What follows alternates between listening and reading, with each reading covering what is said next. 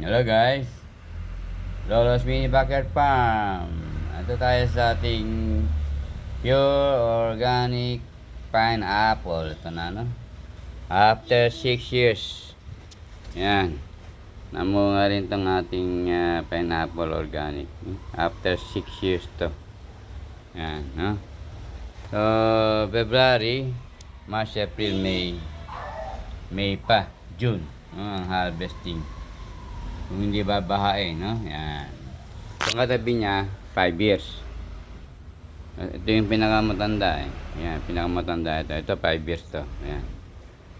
Yan, nirehab ko na nga lang sila. Yan, no? Kita nyo.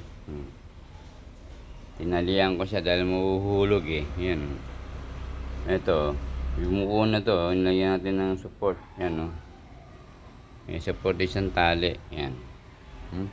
5 years old to. Okay naman siya. Yan, no? Okay.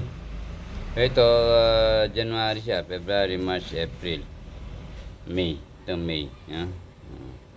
Okay. So, natakot silang dalawa, eh. Kasi, i-dispose ko na sila, eh. Siguro narinig nila. Di namunga, no?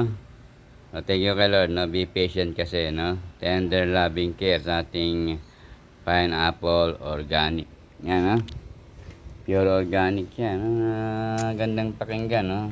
Ganda, eh. Ayan, no? Itong pinakamagandang bulaklak, no? Prutas, pineapple. Ayan. Okay. So, yung iba pa. Be patient kasi, no? Tapos tender loving care. Andito pa yung iba. Ito. Yung pinaka, sa March. Harvest na tayo. Ito. Yung pinaka-una ngayon. Ito. Ito, no?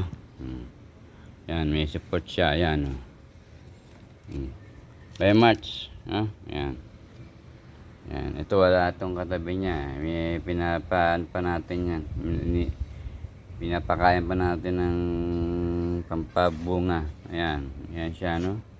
Plastic pot. Kalahati lang. Ito, yan, no? Yung dalawang katabi niya, wala pa. Ina-update pa natin yung pampabunga niya. Nung ito, yan.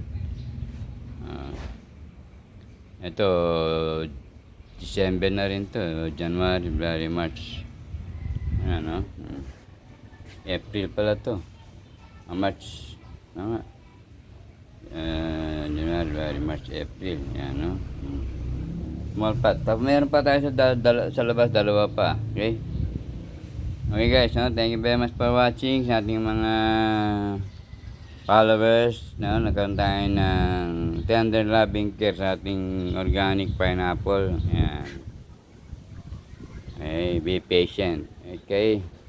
Thank you sa ating mga followers, sa Camacho family, Nota family, Gonzales family, Mendoza family, Dimata family, Sedutan family, kay Philip, sa nanay niya, kay Pina, sa iba pang mga followers. Thank you very much for watching.